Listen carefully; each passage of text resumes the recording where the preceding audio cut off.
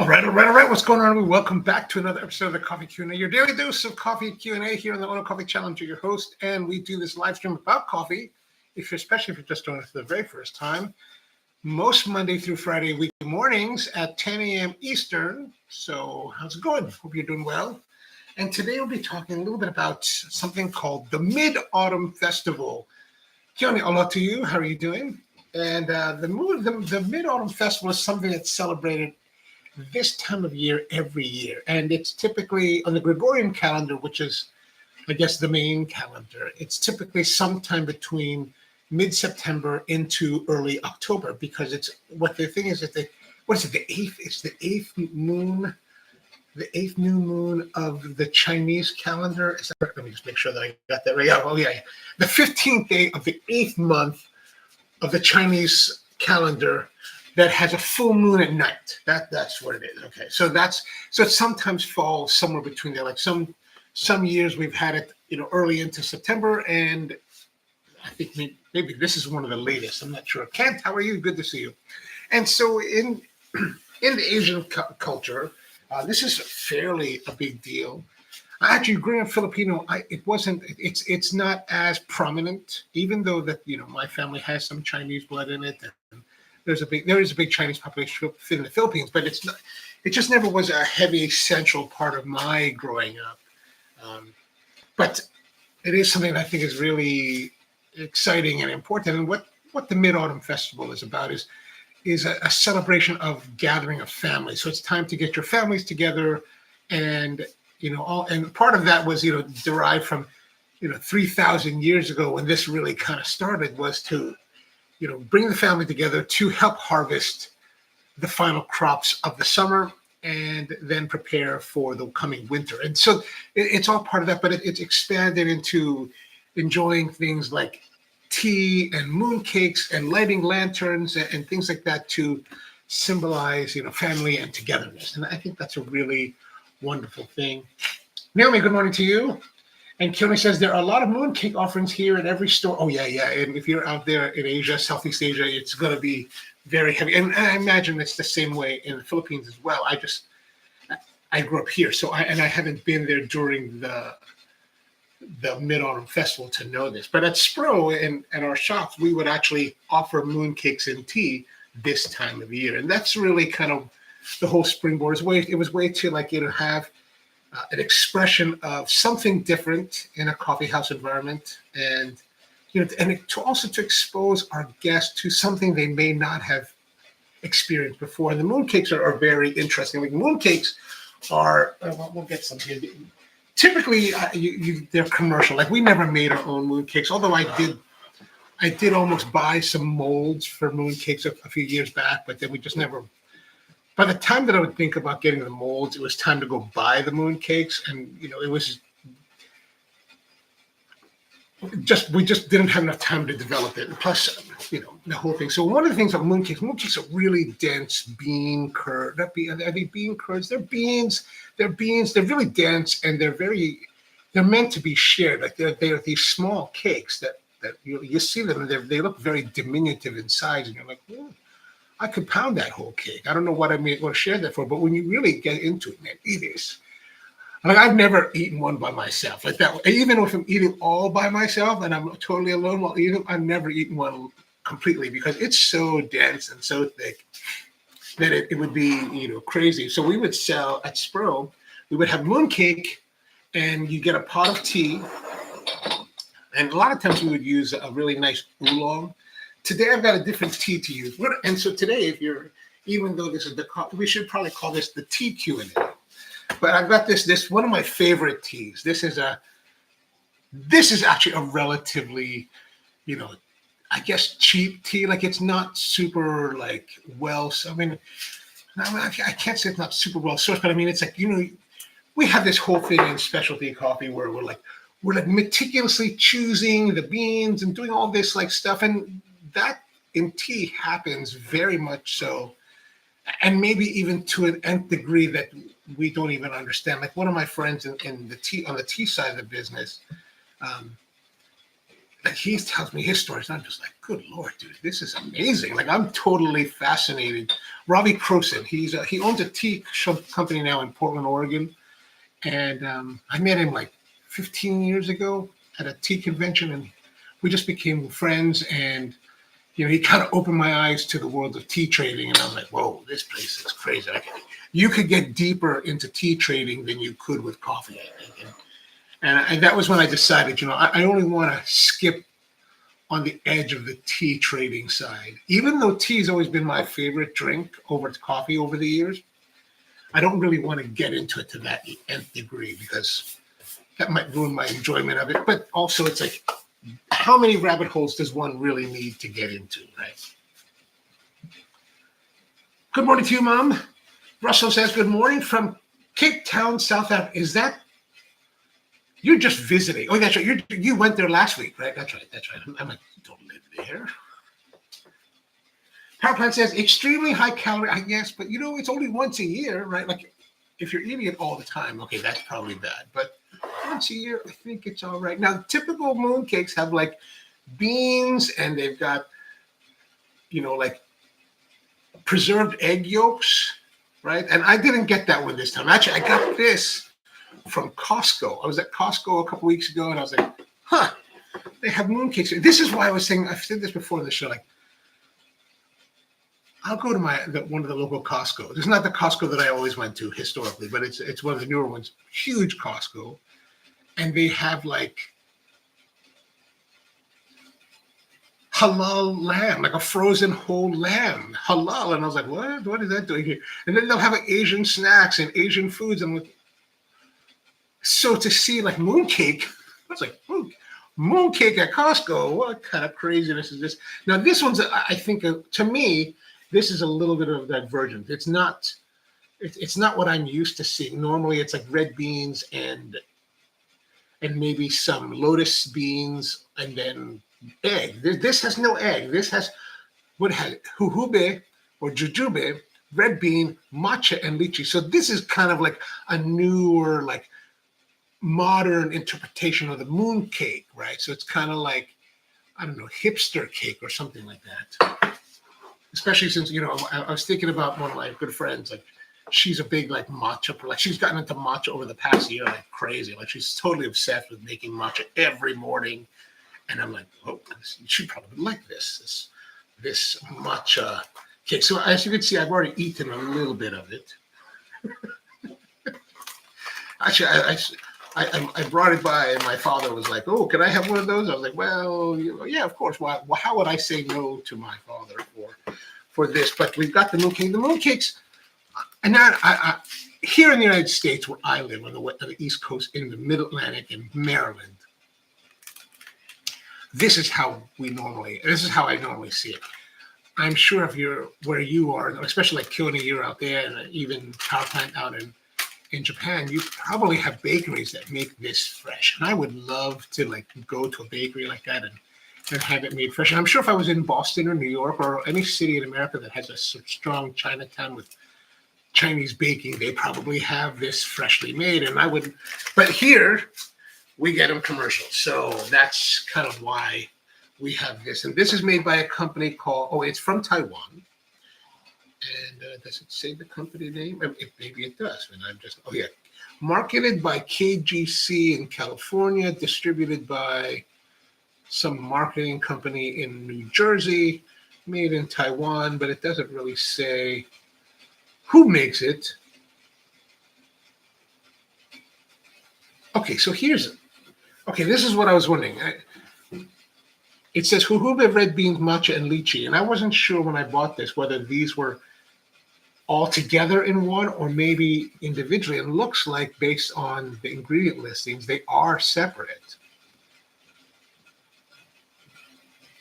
And to Power Plant's point, here is our nutritional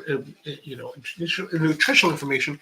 So you can have anywhere between 640 to 710 calories in this very dense and very weighty. This is a very dense and weighty kind of cake. Like, for example, let's just see like how weighty it is. Like, it feels weighty.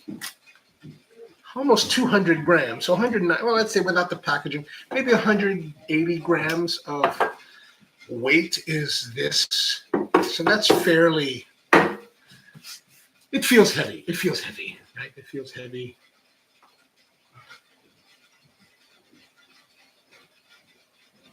Naomi says, never had a mooncake in my life, but now knowing it's high calorie, maybe I don't, but here's the thing.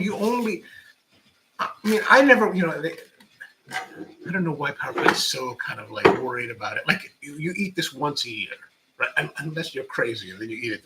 I don't even know if you can find these the rest of the year, but they come out like in August like I used to get it from one of the Chinese markets that I go to, the wholesale market, and they would have like stacks of them, and they give you little bags. I should have bought it from her. I miss seeing her, but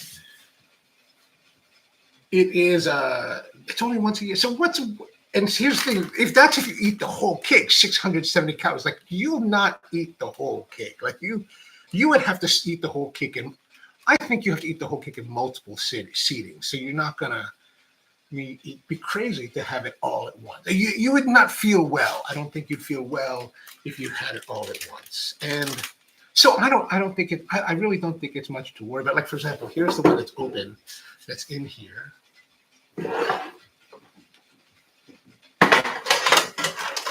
Like it's a quarter, right?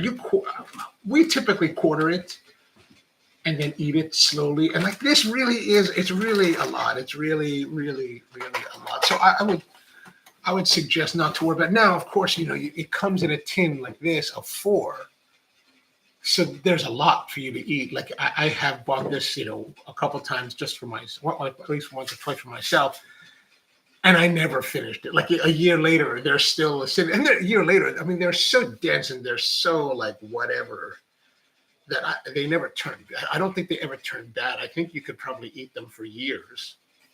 Although I'm sure there's a stamp on here that says, "Oh yeah, best if used by 2/13/2026." So probably 6 months date on it. Powerplant says Costco will sell to the locals' taste. That's why I'm like that. That's really why I'm so kind of weirded out, because I grew up here, man.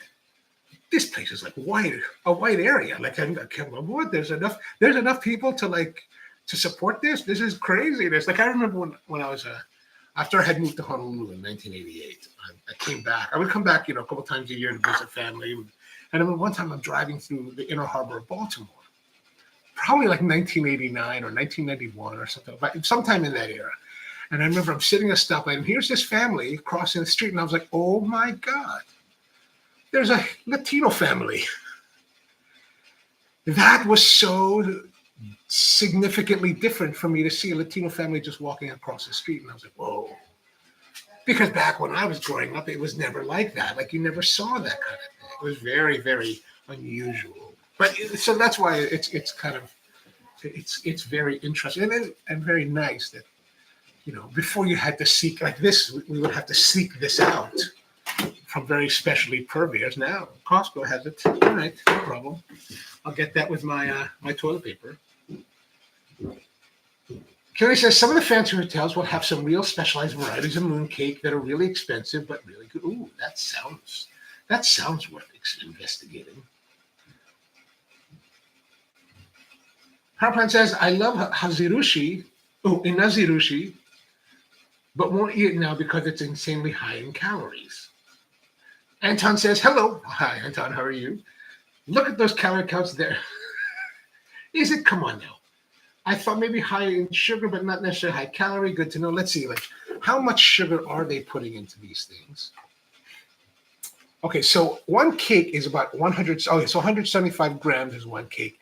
Now, if we think about it, like 100, like this is if you ate one, this is substantially more than a 12-ounce can of Coca-Cola, substantially, like by magnitudes. Let's see, total sugars, 62 grams. 40 includes added sugars, 48 grams. Percent of daily value, 96%.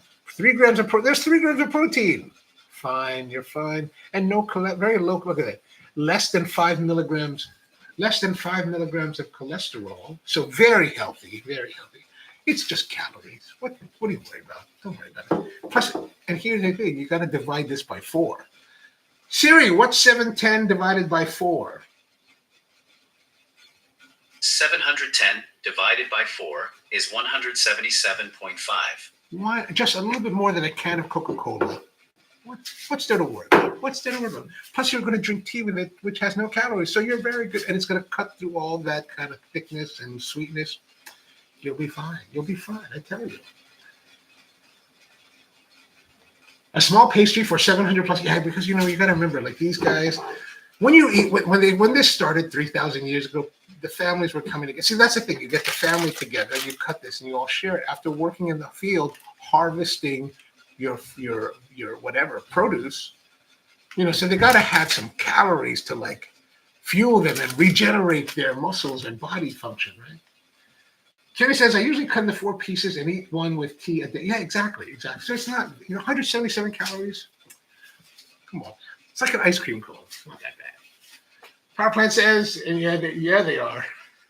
In Japan, they put the calorie info on the package, and it is scary. Rice is very high in calories, and the tofu skin is deep fried and soaked in sugar syrup. Oh, that sounds very nice. Tofu skin. You have me a tofu skin. That's what it is. Deep fried. Forgot about that. I'd rather have one inari sushi as a treat rather than a mooncake. But then I don't know what mooncake tastes like. So there's so many different types of mooncake to try. So it's hard to say what one tastes like. But I mean, I think if you're out and about and there's a bakery, there must be a bakery somewhere in Colombia that has. Maybe in Ellicott City, there's a bakery that has it. And you just buy one and try. I mean, it's really more about just trying it rather than necessarily, binging. You should not binge on it. Anton says, never tried mooncake. I mean, they might have a bakery out there in Germany. There's a lot of Chinese now all over the place. Mooncakes are good, nice. Mooncakes, when good, are nice, says Power Plant. But the factory-made ones can be a bit chalky. That's true. That's why. But I don't know too much about because of where I live. I don't know too much about freshly baked at the bakery thing. Over 5 tablespoons of sugars and 62 grams. That's a lot of sugar. Isn't it too sweet? No, it's not too. Well, I don't know. We're going to find out.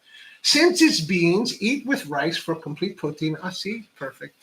Then you get more diet, but Power Plant's not going to be upset because there's more sugar. So what can you do? All right, let's get our mooncake together.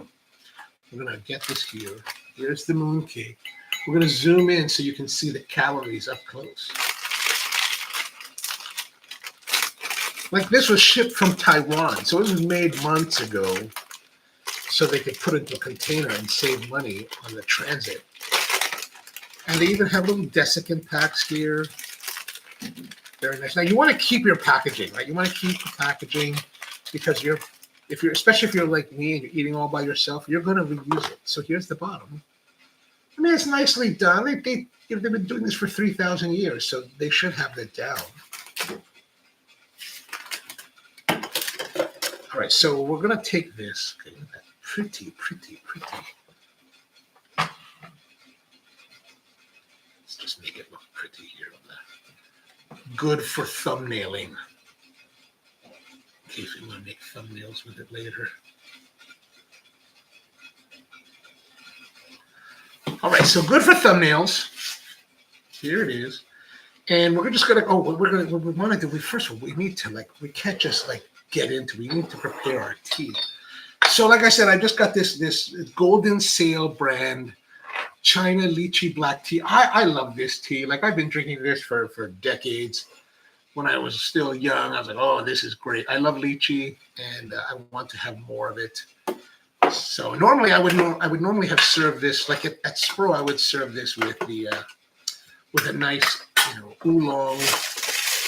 But this today, since I'm drinking this for myself, I'm going to utilize the tea that I like. And since I think one of these mooncakes have a lychee flavor to them, and I have no idea which one it is. If there really are 4 separate ones, I think one of the ones that my father ate was a a matcha one because it had that matcha taste to it. Okay, so we've got our tea in here, and we're just going to add our boiling water to it. Whoops, getting crazy.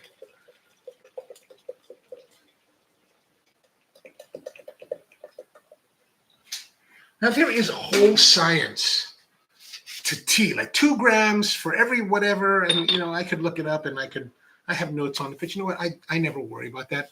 I have a teaspoon. Like really in my kitchen, I actually have a tin of tea. Sometimes it's, Red Label. Sometimes it's this. Sometimes it's whatever might be lying around. Sometimes it's Bewley's. Like I have a whole bunch of Bewley's because the guys from Bewley's gave me they were like, you want some teas? And I was like, okay. And they were like, gave me bags and bags of teas. It's just ridiculous. But I just leave it there. And then I have a teaspoon sitting on top of the tin like this. And really, I just kind of grab it and just put whatever I think might be kind of fun. So I'm not too worried about it. For my personal consumption, when it comes to my personal consumption, I never worry too much about these things.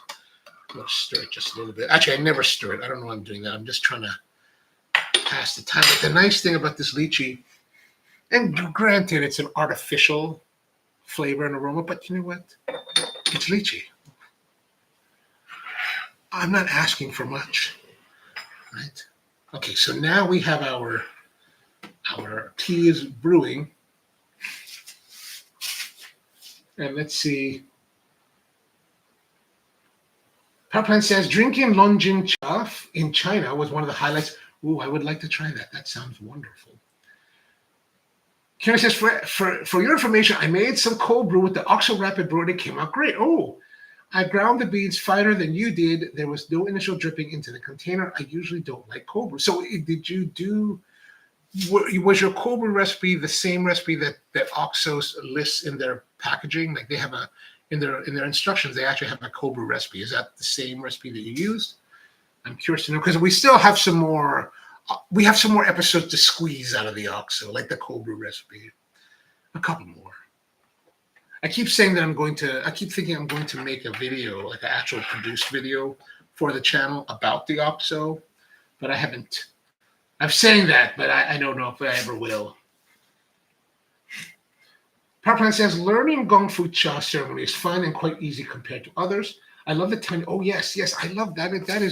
I learned that many years ago, or at least I had my first demonstration when I was like, oh, and I got a little Gong Fu set. But I was totally fascinated by the idea that like subsequent brews were just like, and you put it and you pour it like super fast. I was like, whoa, that's amazing. That's amazing. Nobody says, I never had this tea either. I'm not that big on black tea, so I'm always interested if someone raves about a certain one. Here's the thing. So this tea, like, I don't know if I would say, like I've dealt with some beautiful, beautiful teas, some beautiful pours, and like very aged and like very nicely sourced, like silver needle, like oolongs and all this kind of stuff. This is just super like down home and dirty, right? Like this is blue collar kind of tea. I would guess. I'm guessing. I don't know if that's true or not, but like I'm just like. Right, I grew up drinking Lipton, so like this kind of hits that fanciness for me. Right, like I grew up in a very working class area of Baltimore, so like the idea of like Kraft mac and cheese and grilled cheese sandwiches and Lipton tea with a little bit of honey and milk and just like very like working class stuff is very like appealing to me. So, there's a sense of, a rooted sense of nostalgia in those things. So I don't know, like, I don't know if I would say that this, like, I don't know if I would say this is super high quality. Like you can buy this pretty much at any Chinese market. Be like, oh, okay, there it is. Golden sale. But golden sale, I enjoy it. And that, and that's at the end of the day, I think it's one thing, whether it's tea or coffee or anything that we pursue. And this is why I'm not really big on poo-pooing on people and what they do. Because if you enjoy it, but what does it matter? Like, so what if you're not as elevated? Like actually, we had we had my sister-in-law's birthday was over the weekend, and so we had a family gathering yesterday. And my cousin, he's a very simple guy, right? And he's like, we're talking about pizzas, and we're talking about these really nice pizzas, and he jumps in and he's like, he wants to participate, and he's like, I think Domino's is still the best of them all, and he's totally sincere in his thoughts on this, and I'm like, but that's certainly one way to enjoy pizza, but I'm trying to, it's like, oh, so it's not about, it's always about what you enjoy, and that's so. But I can't say, and I do enjoy this. Right. Enough qualifiers. Let's go look at our cutting. So we're going to cut this into 4 pieces. So I'll cut it. We should cut now. Let's not do any fancy cutting. I'm just going to cut it down into 4. It's super dense, right? Like this, I'm really pressing hard, and this is a serrated knife, but I'm not really using the serration. So 1 cut. Oh, what is this? Oh, this is I think this might actually be the lychee one. I wish they would label it, or maybe who knows? Maybe this actually says what it is. I have no idea because I can't read the kanji. But there is some kind of like, or maybe this is red. No, I don't think it's not red bean. It's too light for red bean, but there's something here.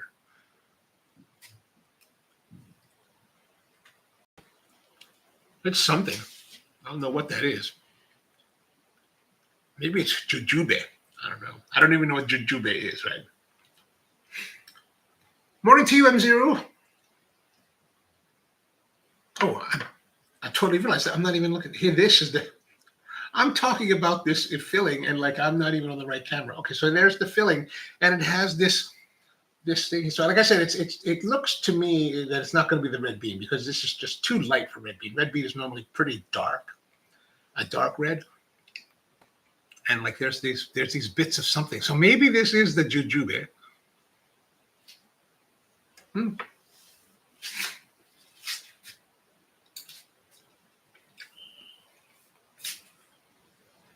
Oh yes, it was the same recipe. Okay, great. I will give that a try.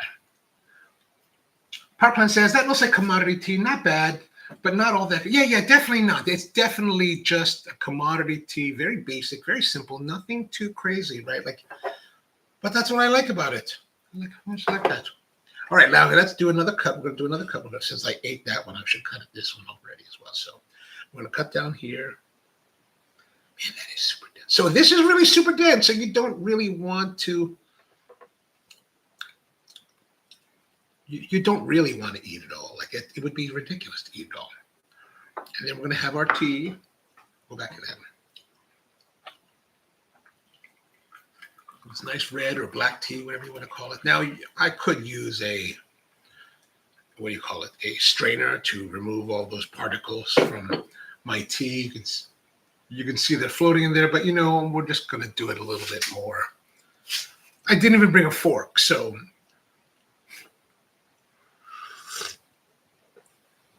Now this is steeped a little bit long, like it feels a little bit on the over-extracted side, so I'm going to add a little bypass to it. Help tone it down.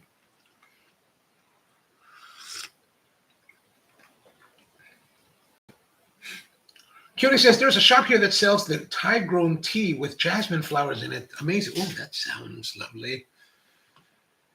Nero says, if I want hot tea, I tend to drink jasmine green tea or genmaicha, lovingly referred to as popcorn tea in my Oh, genmaicha is so fun. That is so fun tea. Or mugicha as a cold drink. Ooh. Karen says, I like the ones with the egg inside. Oh, the eggs. You know what? I remember when I first started eating these, I was always kind of freaked by the egg, but the egg is actually good. Like they had a version of this with the eggs, but I was like, I've never seen this weird combination. So I thought, let me just get this one because it's so, to me, this is so different. It's so new, maybe. Peter says, I got a tea set and dragon. Well, I got a tea set and a dragon. Well, the tea on my recent trip to China. No, dragon well is a tea. But I like the idea I've got a tea set and a dragon. I like that.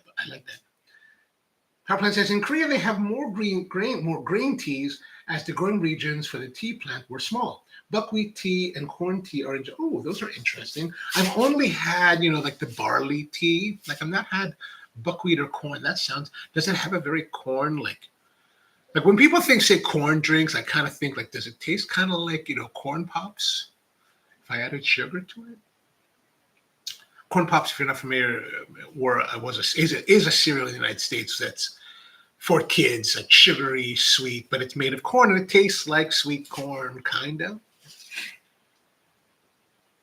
What does it say on the packaging? Which 4 flavors are there? So it says here, jujube. Is it jujube? I want to pronounce it like a Spanish word, like jujube, but I don't know if it's jujube. Red bean, matcha, and lychee. So I wasn't sure when I bought it whether these were all individually or they were combined, but there's no indication. And now that we looked at the ingredient list here, on the back, as you can see here, the ingredients: red bean, jujube, matcha, lychee. Obviously that means it signifies that they are individual, but they don't say on the package which is which. Like I would have probably eaten the lychee first. And maybe this is the matcha. Like it kind of has a green sheen to it. Actually, we should give it a try too. Look, it's only 670 calories, right? Wait, how much is the calorie count on the matcha? 670. We're fine. It's only the red bean that has the most. So any of these jujube, matcha, and lychee are 670. Siri, what is 670 divided by 4? 670 divided by 4 is 167.5. 10 calories less. No problem. No problem. Let's get into that. We're going to get into that now. Here it is. This, especially since what am I going to do with this after today? It's just going to sit around and get old until I take it to my dad. Okay, here, this kind of looks green on the inside, right? Look at that. Does it look green to you? Looks green to me. All right, put this aside. Oh, you know what? Look, it is different. The writing is completely different. Can anyone read this? Peter, can you read this? Is that racist? I don't know. But does this say like matcha? Probably says matcha. Who knows what it says?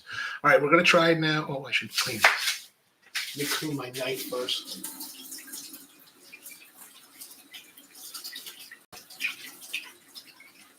I don't want to cross-contaminate the flavors. Jujube is not true dates, but not from a palm tree. And Papan says jujube are red dates. Oh, that sounds interesting. Okay. They are called Chinese red dates, and they're the closest related to fruit for Westerners. Okay. Papan says an ice cold corn tea at the peak of summer is a real treat. Oh, that sounds very interesting.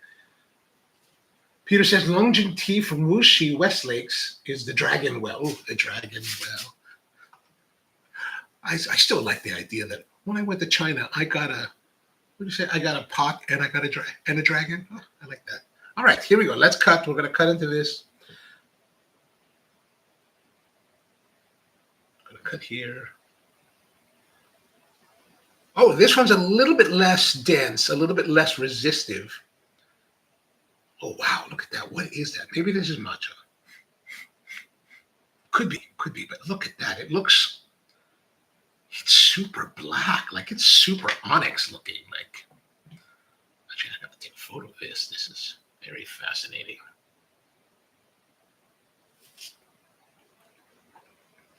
Okay, now we're gonna cut one more time.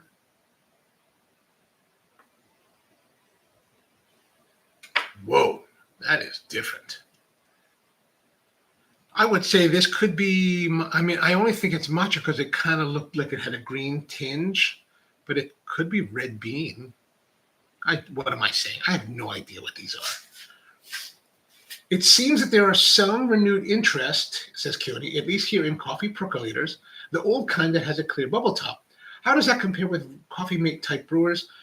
Coffee mate brewers, you mean like, when you say coffee mate brewers, does that mean the drip, like Mr. Coffee type brewer? Is that what you mean?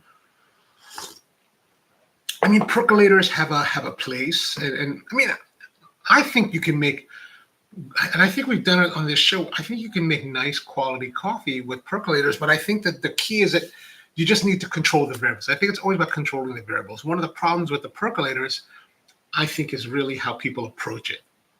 So the typical percolator is one where I have one with an eye shut, so I can talk a little bit more about that. But the typical percolator looks kind of like this, right? So, like Ken said, it's this pot that has this glass percolating thing on top, right? So you can see this glass. You can see the stem through the glass. Now, if I open this up, you can see the stem is here. So, as the water boils in the bottom,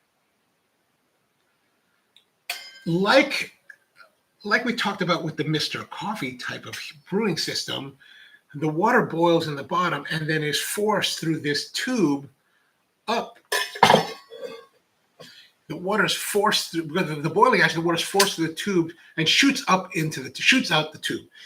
It shoots into this glass piece here, which then, of course, stops the shooting and then causes the cascade down. And it cascades down onto this perforated plate.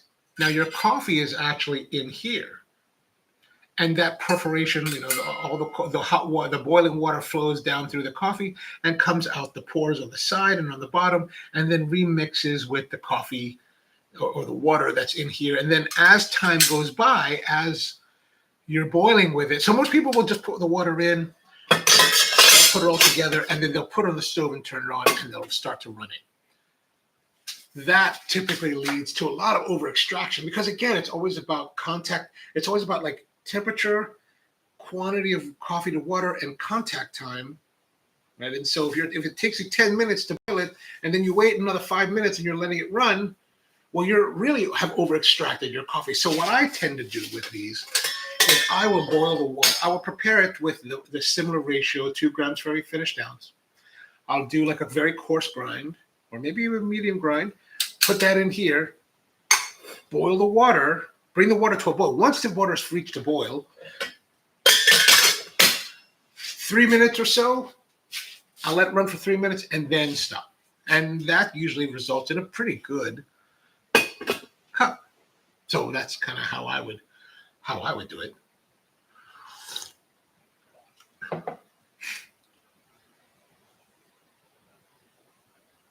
Peter says one is red bean, the other is lotus paste. It is lotus paste. Okay, good. Well, it doesn't say lotus paste on the packaging. It just says jujube, red beans, matcha, and lychee. Maybe it's lychee. Although it doesn't really smell like that. Yes, the Mr. Coffee. Yeah, so that's the biggest difference is that the Mr. Coffee boils separately and then the hot water falls onto the coffee as though it was a pour over. Whereas this one, it's, you're constantly... You're brewing the water into the coffee, and then you're recycling that brewing, or I guess it should go this way, right? This way. Anton says, sounds like a lot of trouble for a result you cannot. I mean, it could be a lot of trouble, but it really is. Let's say, I mean, I thought about this years ago because, some people just have this, or they might have one of these and they want to utilize it. And if you had this and you didn't want to buy another coffee brewer, and a lot of times, I don't think you necessarily need to buy another coffee brewer just because there's the new hotness out there. How do you utilize what you have to get the best results out of it that you possibly can? And I think that's probably the best way to do it is to take that approach. So, yeah, that's my thinking behind that. Like a mocha pot. See, I think you can make nice coffee at a mocha, again, with very similar approaches. So you bring the water, I bring the water to the boil and then connect them. Because if you let it slowly, essentially, it's the same thing, right? It's essentially the same thing where you're forcing the steaming water through the filter and then into the upper chamber. Or it's really boiling. It's actually pushing it all up like this does. So, Again, I think it's more about exposure time, exposure and quantity.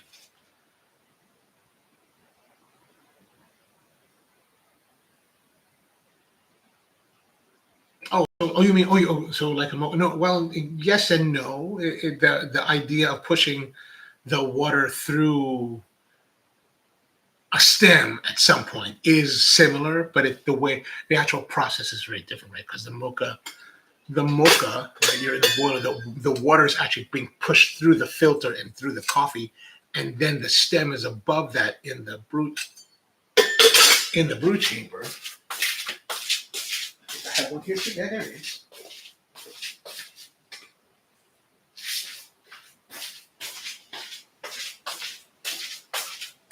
So this is the mocha, right? This is the mocha, and like I said, it's a double chambered thing, and here you put the water in the bottom. Like you put the water in here, you boil, you bring it to a boil. Your coffee goes in here, and these two are sealed by this gasket, and then there's a filter here, right? And they go together, and then as it boils, it pushes the hot water, the boiling water, through that basket, and then it comes out this stem. So the idea that it's being pushed through is very similar in basic physicality between these two types of brewers, but the actual mechanics of how it brews coffee is quite a bit different, right? And this being under pressure, this is building up pressure here because of the gasket and the resistance of the very finely ground coffee. You'll get more espresso-ish results out of this, where this is just making coffee, right? Because there is no resistance to the pressure that's being created by the boiling of the water. Okay, I hope that makes that somewhat understandable. Power Plant says percolators are the best for coffee they had at the time. Nasty Robusta that you had to add a lot of cream to make it. But it's still nasty coffee. Like,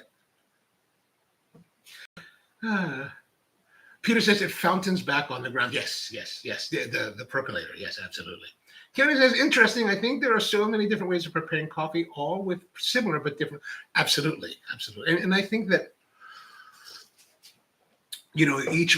I've always believed that each method has different variations on the actual impact of the coffee. And I always equate it to cooking, right? Like I can take a piece of chicken and, no matter what I do to it, it still tastes like chicken. I'm not going to make the chicken taste like steak, right? Although people are trying to make things like tempeh taste like turkey. I don't know why, but they try to do that. But we're not talking about that. We're taking if we take a protein or any kind of vegetable product and we cook it, it still tastes of that product, right?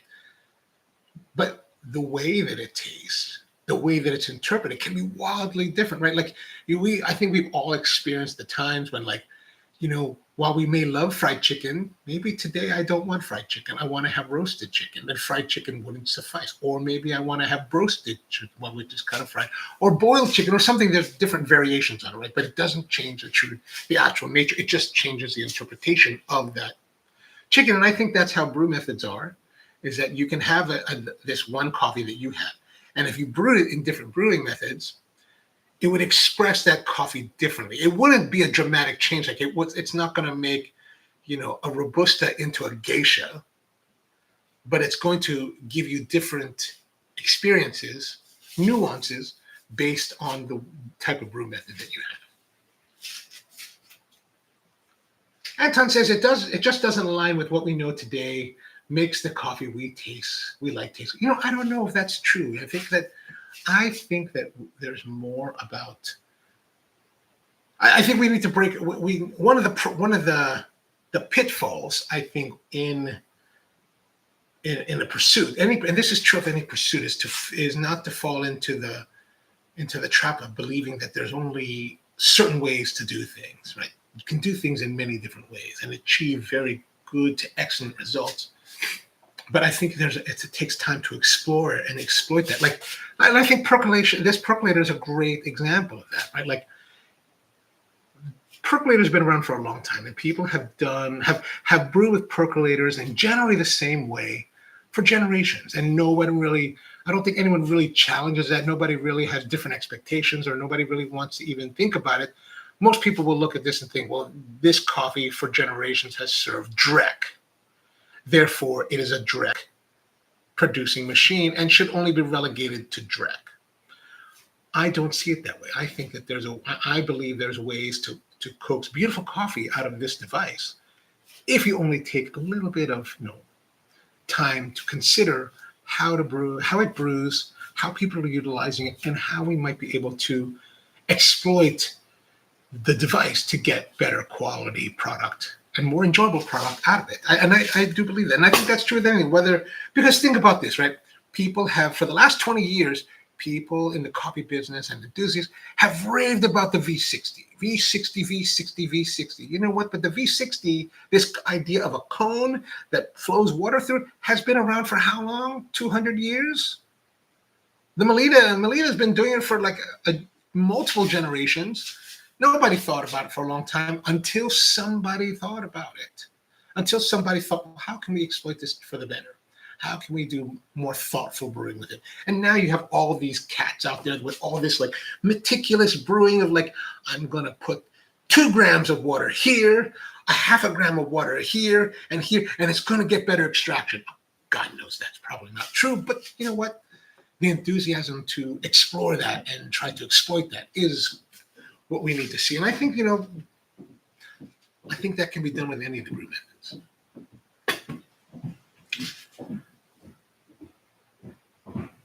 Power plant says, exactly. They are antiquated and make it harder to replicate. Yeah, but how much more antiquated is the Melita style pour over, right? It is very antiquated. The idea of pouring water through coffee that with some kind of retention, such as a sock or a paper filter, and some kind of device that holds it. I mean, that's been since like probably the dawn of like coffee for hundreds of years now, 500 years or something like that. I mean, so I don't know if age and makes it something antiquated. I think the way people think about things can make it antiquated. Power plant says chock full of nuts is best for that percolator. Anton says, by that logic, I can feel free to make fun of that guy who stands crooked and destroys his back with to do an osmotic style flow. I mean, I probably would make fun of him, but it probably is culturally localized taste, says Keone. If you're used to one method all your life and another is introduced to you, you may not like the taste of the coffee because you're not used to the taste.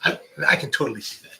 Peter says, I'm going to explore putting coffee in a cocktail shaker, give it a quick shaking, drain it out on a fine strainer. Zombie apocalypse. I mean, we may come to the point where we need to do that kind of coffee. So it's best to be prepared. And so, we could then, once you're ready, let us know. And then we'll be like, oh, Peter's a prepper. He's all good. All right, let's get into this. Let's get into the tea, to the cakes. We need the cake. So I'm going to slice the cakes. This is not how I normally do it. I normally just tear into it. But I'm so fascinated by this color that we're just going to.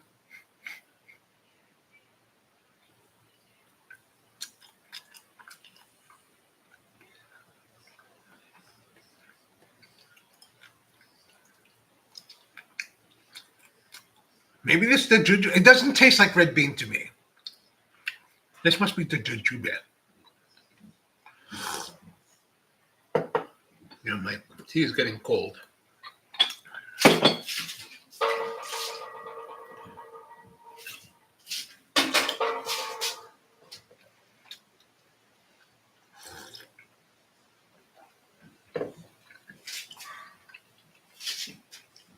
All right, that's pretty good. Oh, that's nice and sweet. It's definitely not the red bean because red bean has a very distinct flavor. All right, let's have a look now at this, whatever this is. Maybe this is jujube. Who knows, man? Who knows? You know what? I tend not to worry too much about it. Once I have it, I just kind of prefer to enjoy it. But that actually looks more like dates to me, right? So maybe that's the jujube. Certainly not lychee.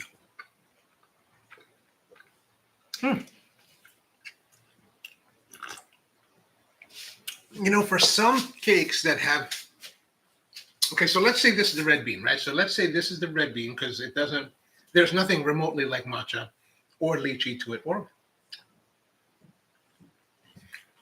so let's say these are the jujube and the. But then what's the other one? There's the last piece of this other one in here. Let's see. This looks the same. Maybe that's the red. Oh no, well, maybe there's a reddish tinge to that one. Let's see.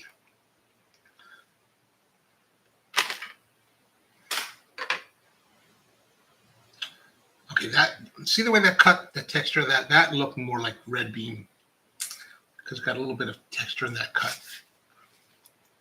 Oh yeah, that's the red bean without a doubt. Okay, that's the 700 calorie one.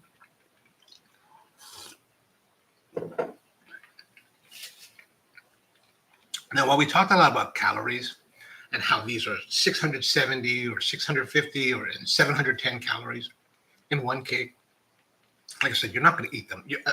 Unlikely you're going to sit down and eat the whole cake because they're pretty dense and they're pretty filling. But and even though they're high in sugar, high in calories, just like Asian desserts, it's not terribly sweet. Sweetness is very reserved. I guess that's pretty good. I'm good.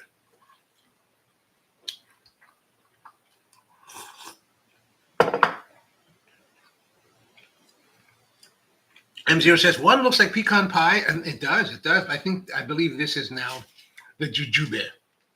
So let's say this maybe. So that means that we have a red bean. Then we have this, which is, and then if we say that this is the jujube, then one has to be lychee, but I don't take. Maybe this is lychee. Maybe this is the lychee. That's the jujube. They don't necessarily have like the lychee. I would expect to have a pronounced lychee flavor.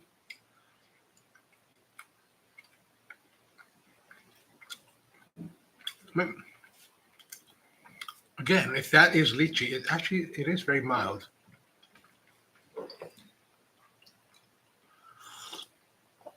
That could be lychee. Maybe that is lychee. I don't know.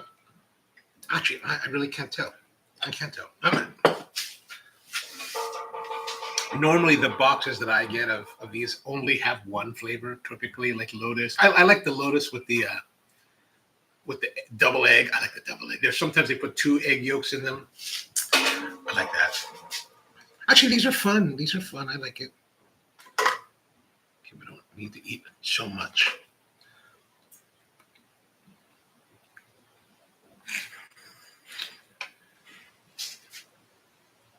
Nobody says, well, one has to be. I think one of the ones that we ate before was matcha. I think my dad ate it.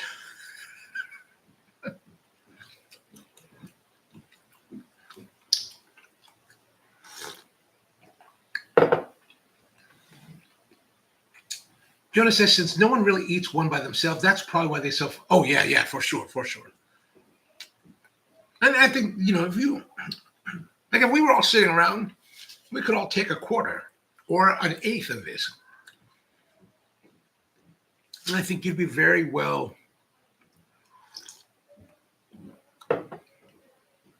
satiated by it. Like it's thick and it's, you don't necessarily need to eat the whole thing. You might be a bit, you might not like it if you eat the whole thing.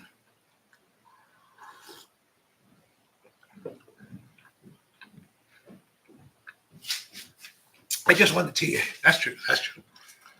But these are at Costco right now here in Owings Mills, actually. That's why I got this from the Owings Mills Costco. Yeah, you know what? I can't tell the difference. They're not like terribly. Then again, I don't really even know what jujube is supposed to taste like. If it's supposed to taste like dates, maybe.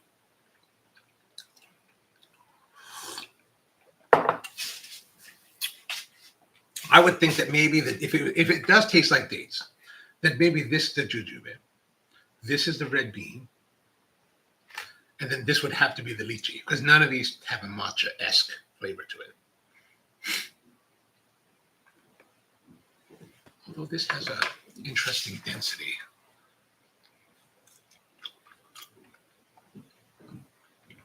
I do like the flavor of this, whatever it is. See, it could also be it could be that could pass as dates.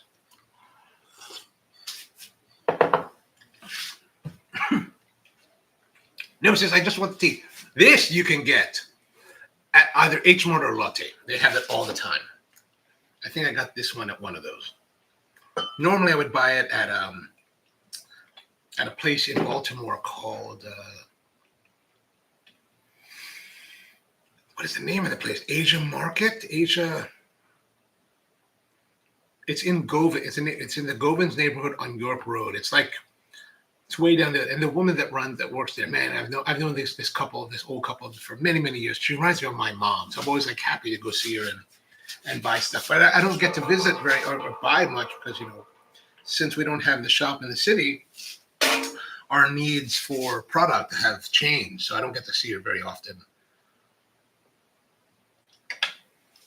Hope she's well. Powerplant says, I lost a lot of weight when I was in middle school, so I'm more sensitive to calories to most people. Still am the same weight I was in high school. Wow. I'm definitely not the same weight that I was in high school. Although I'm getting closer to it.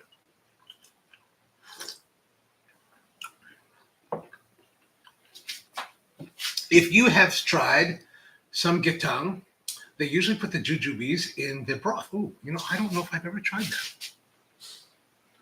If I go to the Korean place,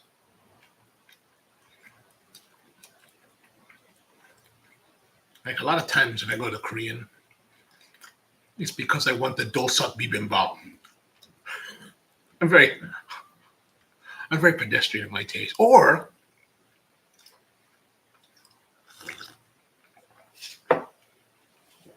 here in Baltimore, there's this place, this Chinese Korean Chinese restaurant, which I do enjoy going to. And they have this thing. What's it called?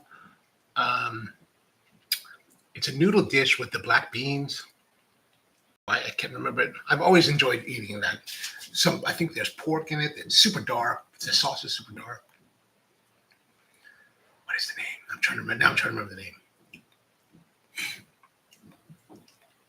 Naomi says that my body is highly efficient at storing calories, so I don't eat high. That's why I take the drugs. I have a lot of good storage. It's a joke around here. If I was on Naked and Afraid, I'm not even sure what that is. It sounds like something I might see on YouPorn. I'd be the one who didn't lose any. Take the drugs. It's totally with it. Whether it's Mounjaro or Ozempic or cocaine, totally works. Another grain in Korea is called misutgaru. They grind many different grains and nuts into a powder and mix it with hot water or milk to make a high-calorie drink and feed you on the go. Oh, that sounds good. Jajangmyeon. Thank you. That is exactly it. That is so good. I was introduced to that because for a while, I did the corporate thing back in the late 90s, for like 6 months. And one of the guys that we worked for, he was Korean and he was big into jajangmyeon. And there was a place, this restaurant, like actually downstairs in the lobby, there was a Chinese restaurant that had I'd never had it until this time. But man, it was so good. Like actually, I've never had it as good as this place, but I do like the jajangmyeon.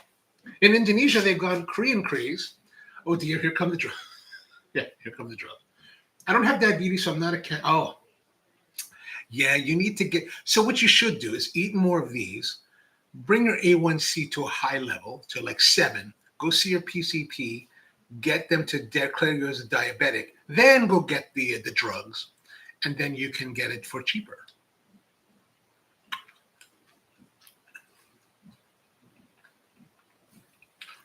Papan says, when you move house in Korea, you should eat jajangmyeon on the first night. Oh, I like that idea. No, don't do that. Don't do that. You only want to eat a quarter of these. Don't eat a lot of these.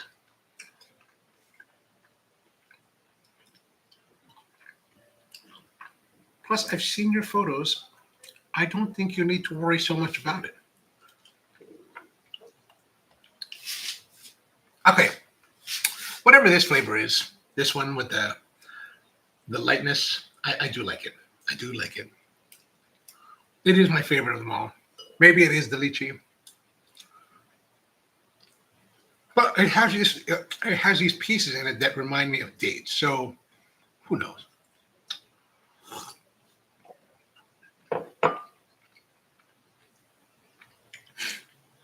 Jonah says chrysanthemum tea is popular here. It is supposed to lower your blood pressure and help with circulation. Oh, nice. That sounds good. Oh, I've had chrysanthemum tea. Like it's got all the petals in it. And Power Plant loves chrysanthemum tea as well. And osmanthus. I don't think I've had osmanthus tea. You know me, there's a couple Chinese restaurants that I've been to that actually have the chrysanthemum tea as part of their table service. I don't remember which one though. Osmanthus, Keone's had that as well. Oh, and then Peter likes chrysanthemum as well. Nice. Now I'm tempted to eat the other and go for like 300 calories. All right, well, that's good for today. I'm not actually to some housekeeping. We're gonna have probably some weird scheduling over the next 2 weeks. My aunt, who's been here in Maryland from Boston for the past 5 months, has decided she's ready to go back. So I'm the one that's going to be taking her. So there's a lot of stuff to prepare before we take her. But I won't take her till next week. So our schedule will be different during next week's period. This week, we may have some interruption because I have to care for my niece and nephew this week, later in the week, starting on Wednesday. So there may be some disruptions to things. I will not know until kind of we get closer to those days. Yeah. So, like tomorrow, we may or may not be able to do one tomorrow, only because I think I have to go to Pennsylvania again tomorrow. So I've got a lot to work on to make sure we square away before I'll know that for sure. But I will put some notices or whatever as soon as I can.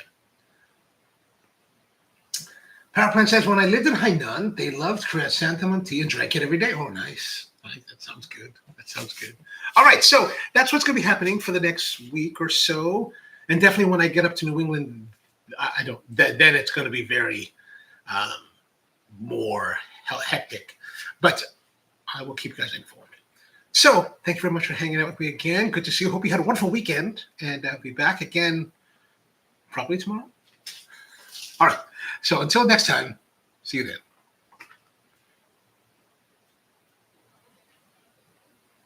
Oh, enjoy the root canal, Keone. Thanks, M0. A crowning achievement. Very nice. Very nice. Very nice. Ciao, everybody.